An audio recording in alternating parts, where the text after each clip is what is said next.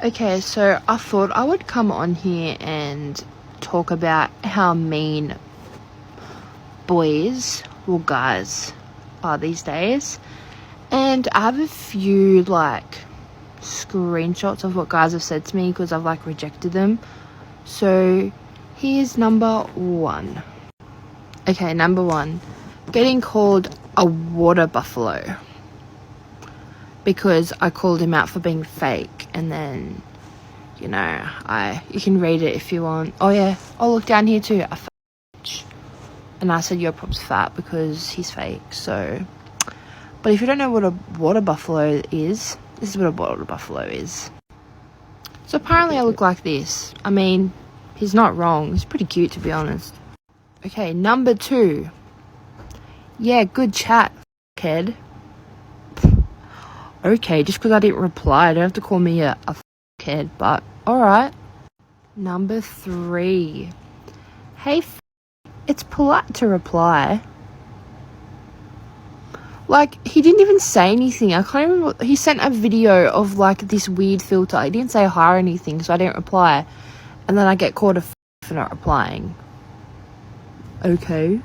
Let me start with a disclaimer. This channel does not condone any type of online bullying. The following is purely based on the content presented for educational purposes only. These videos are not encouragement for viewers to go and harass these people. And disclaimer, I do not think unwarranted insults on dating apps are appropriate regardless of who initiated them. Even saying that, I have to recognize that insults from women to men are more devastating to lonely men than insults from men to women. I'm not justifying the things this queen was called. I am trying to make a point. Ladies, setting the obvious immaturity of some of these men aside, I'm going to try and explain where some of their vexation comes from in order to help manage expectations. You see, ladies, contrary to what the dating app Bumble tries to preach with their plunging stock price, men overwhelmingly are the ones who initiate contact in the dating process. This takes an amount of confidence 80% plus of women just don't present because it exposes them to rejection. On top of that, the body positivity movement that makes you confident in beauty of all bodies only ever applies to women. And because women have zero hesitance to call a guy who isn't attractive a creep, well, it leaves a dating market of a percentage of men who will insult a woman of a lower SMV they believe rejected or wronged them. I'm not saying it's right, I'm just pointing it out.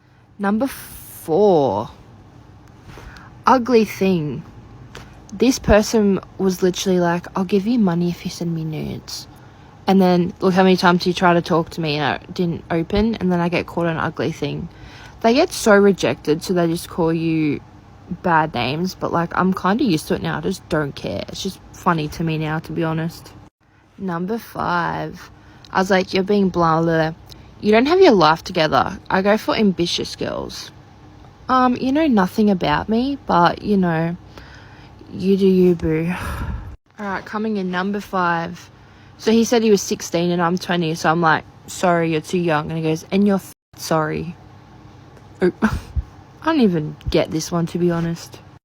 Number six. You scummy cunt. I don't even know what happened here. I don't even know, but rude. Oh, so I think he wanted to have sex or something, and I said my body count, and then he said his. I went, oh, and he goes, you down? Like, nah, and he goes, pfft. You wanted to have sex with me two seconds before. Like, what?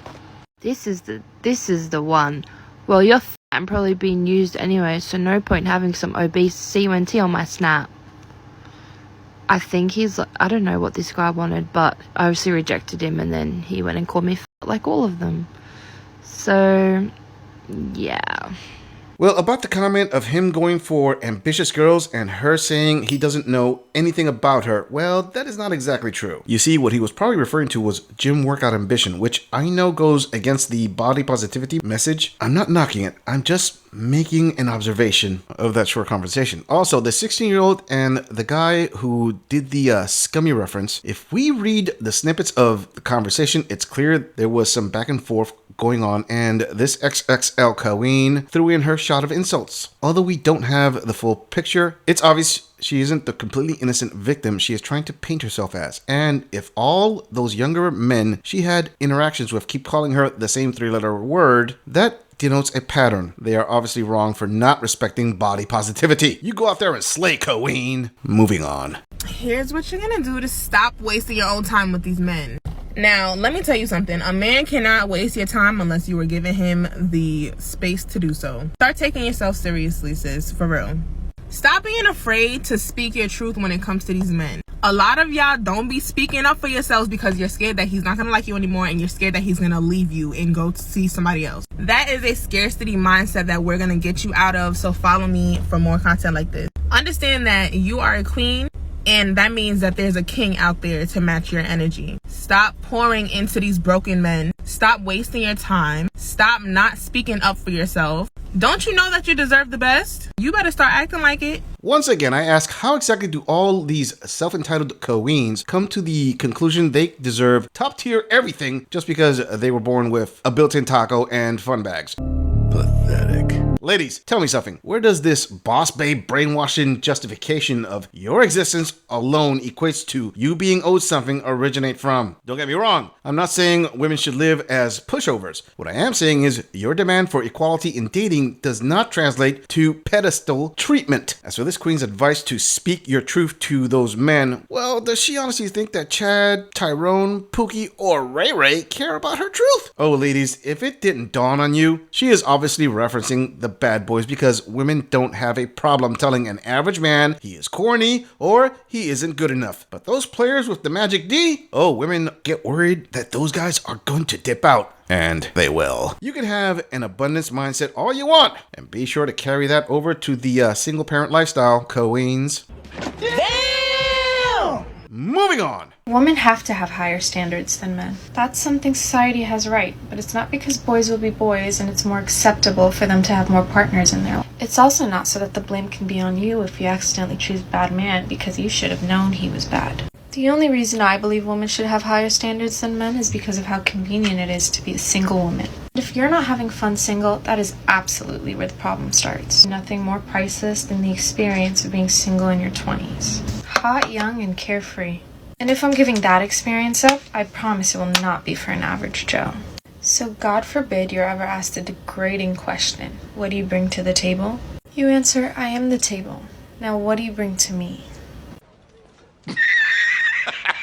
I am the table. What are you bringing to me? To those queens out there dating with the delusional expectations of the I am the table argument, how exactly is that working out on above average men? For example, this queen has a few factors that uphold, although they are diminishing assets. She is young and holds a level of physical attraction that a table does not make. Actually, for those queens that call themselves tables, men can easily ask, what does that mean? You have 4 legs? Look at it this way, ladies. If you are going to state that you will not give up the 20s party life to start a family with an average man, what are you offering in return for your dating expectations to Mr. Well Above Average? What makes you a better deal than your competition? Do you cook well? Do you clean? Are you going to be a good mother? Are you faithful? Are you submissive? Are you willing to share an HVM as you grow older? These questions could go on, but youth and beauty don't make you special. They just make you attractive. Yeah, it will bring the men to you, but what do you have that's going to keep them long term? Emotional, damn it! Moving on.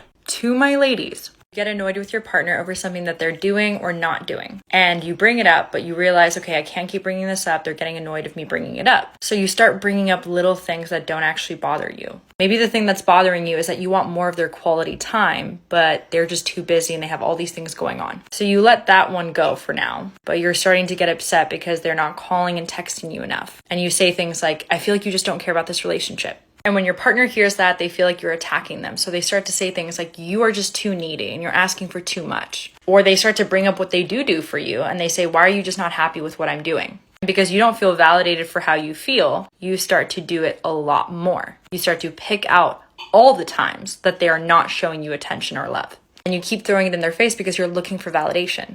You're looking for them to say, you know what, babe, you're right.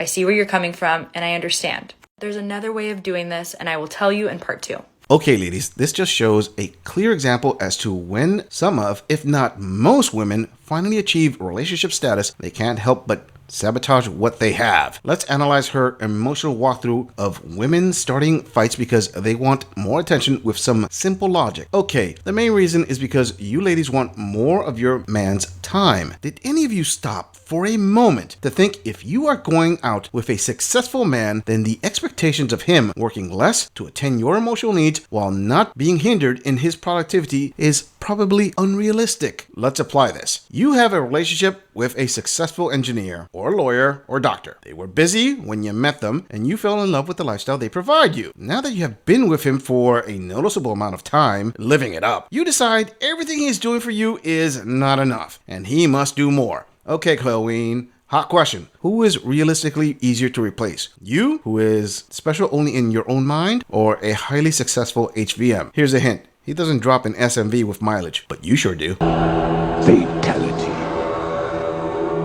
Flawless victory. I'm just saying, if you enjoy this audit, click on the video in the end screen for more content. If you would like to support the channel, please follow the link in the description to donate to our beer fund, or like, subscribe, and share this video on other social media platforms. If you agree or disagree with anything about this audit, please let us know in the comments. I'm going to leave this audit right here. I'll see all of you in the next episode.